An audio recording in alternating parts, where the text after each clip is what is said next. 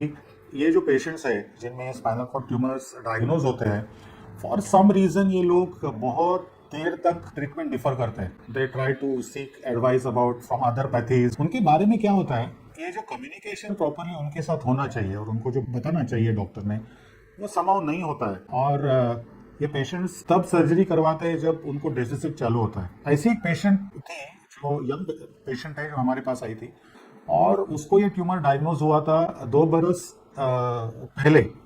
हमारे पास वो जब आई उसके पहले 2 बरस से ट्यूमर डायग्नोज हुआ था, लेकिन फिर भी वो सर्जरी से घबरा रही थी और डिफर कर रही थी सर्जरी।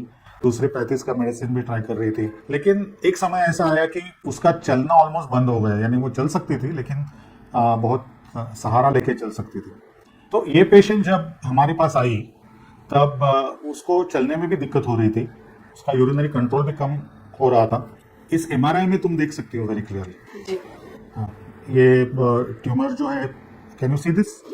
हाँ, तो ये ट्यूमर स्पाइनल कॉर्ड को दबा रहा है, और स्पाइनल कॉर्ड यानी अपनी केबल रहती है।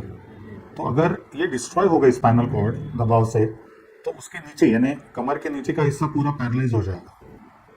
तो इन लोगों को ऐसे लगता है कि सर्जरी करते वक्त ये होने की रिस्क है, लेकिन वो जो रिस्क है, वो जो एक्सपीरियंस्ड सेंटर्स है उसमें I think it is less than 0.5%, even lesser than that. लेकिन अगर सर्जरी नहीं की और ट्यूमर की वजह से अगर पैरालिसिस हो गया, उसकी रिस्क 100% है। इवेंचुअली धीरे धीरे कम, और वो रिवर्सिबल भी नहीं है बाद में सर्जरी कर। तो ये समझना बहुत जरूरी है।